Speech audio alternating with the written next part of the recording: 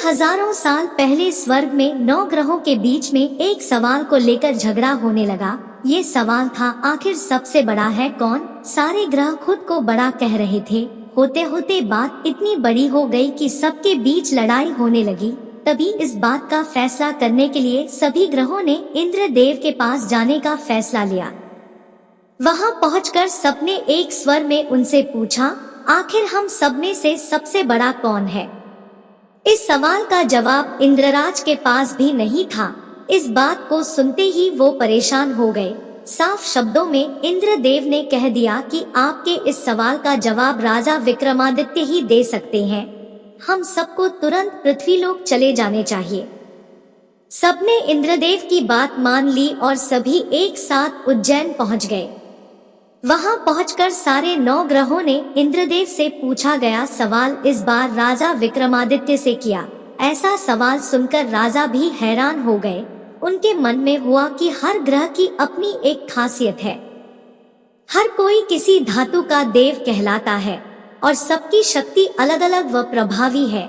अगर किसी को बड़ा और किसी को छोटा कह दिया तो बड़ी मुश्किल हो सकती है। सोचते सोचते विक्रमादित्य के दिमाग में एक तरकीब आई। उन्होंने सभी ग्रहों का आसन बनवाकर लगा दिया। हर धातु के गुण के हिसाब से आसन लगाए गए थे, जैसे कि सोना, चांदी, कांसा, तांबा, सीसा, रांगा, जस्ता, अभ्रक और लोहा। अब इन आसनों में उनके स्वामी को बैठने के लिए कहा। सब एक एक करके अपने सिंहासन पर बैठ गए।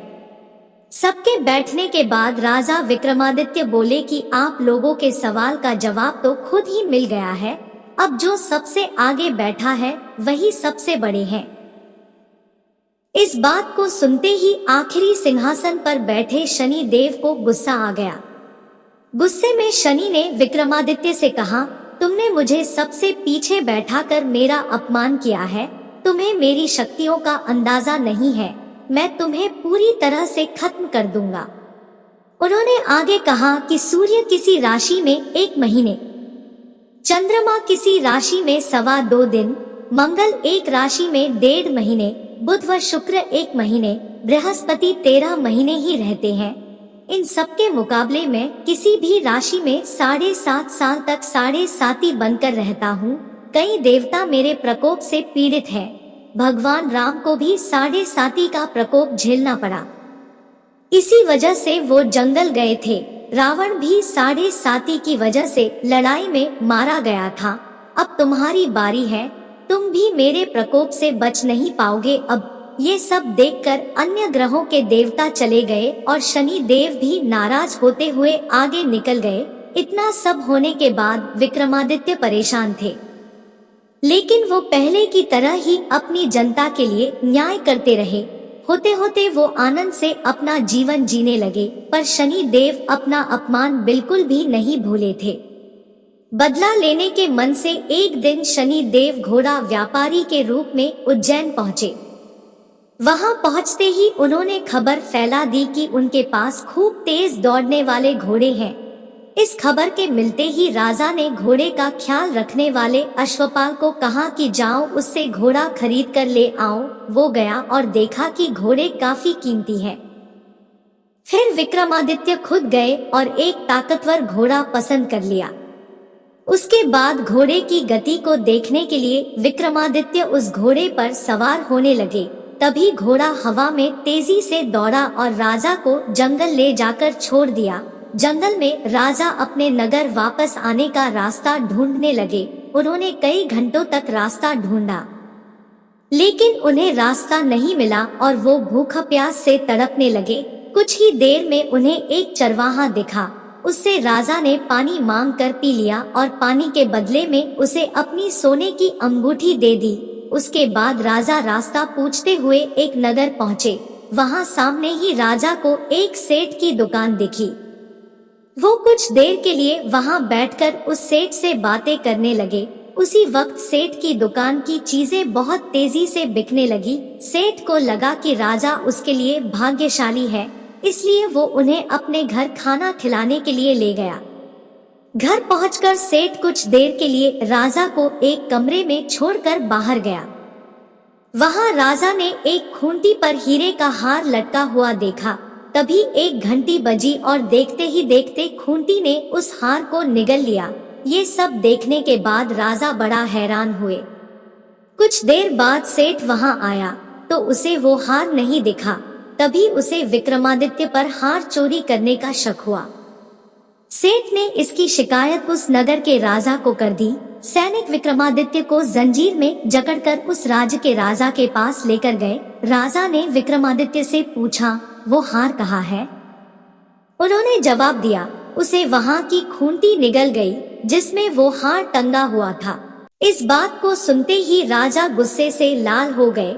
राजा जवाब से संतुष्ट नहीं थे, इसलिए विक्रमादित्य को हीरे के हार का चोर घोषित करते हुए हाथ पांव काटने की सजा सुना दी। सैनिकों ने राजा का आदेश मानते हुए विक्रमादित्य के हाथ पांव काटकर उसे सड़क पर यूं ही छोड़ दिया। सड़क पर इस तरह से पड़े हुए विक्रमादित्य को कई दिन हो गए थे। एक दिन तेली को उन पर दया आई और उन्हें अपने घर लेकर चला गया। उन्हें बैल हाँकने वाले कोल्हू की जगह काम दिया।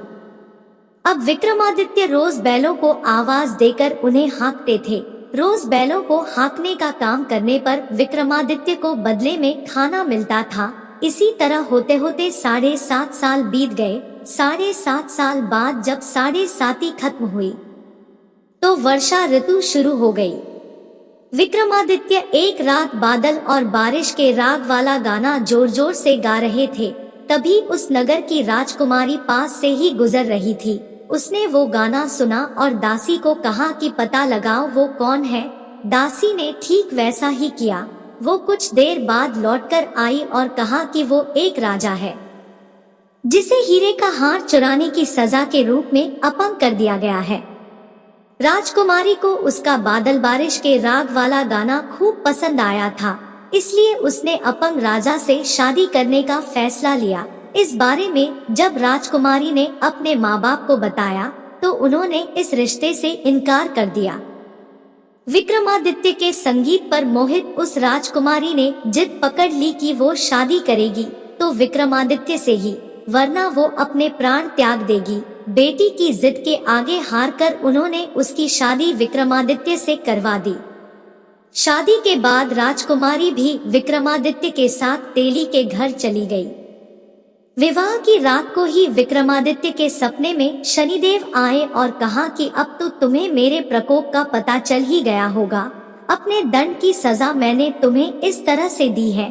सपने में ही दुखी राजा ने शनिदेव से माफी मांगी और प्रार्थना करते हुए बोले, आपने मुझे जितना दुख दर्द दिया है उतनी किसी और को मत देना। विक्रमादित्य की प्रार्थना सुनकर शनिदेव को अच्छा लगा।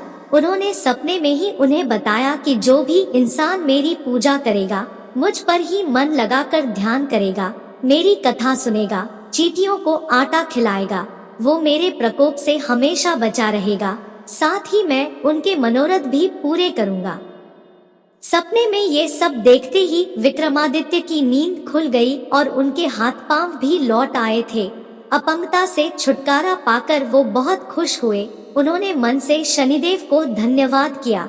इसके बाद विक्रमादित्य ने अपनी पत्नी को शनिदेव के प्रकोप की पूरी कहानी सुनाई।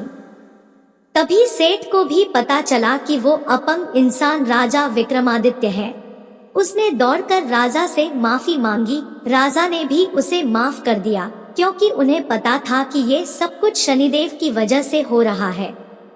सेठ ने दोबारा विक्रमादित्य को अपने साथ घर चलने के लिए कहा। वहां सब मिलकर खाना खा रहे थे। उसी समय एक और हार को खूंटी ने निगल लिया। इस दृश्य को सबने देखा और हैरान हो गए। कुछ देर बाद सेठ को अपनी करनी पर पछतावा हुआ और उन्होंने अपनी बेटी की शादी विक्रमादित्य से कर दी। विवाह में सेठ ने उन्हें खूब सारे आभूषण दिए। अब राजा विक्रमादित्य अपनी दोनों पत्नियों के साथ राज्य वापस पहुँचे। वहां धूमधाम से उनका स्वागत हुआ। अगले ही दिन विक्रमादित्य ने यह घोषणा करवा दी कि सारे ग्रहों में सबसे श्रेष्ठ शनिदेव है। दोस्तों, किसी की भी ताकत को कम नहीं आंकना चाहिए।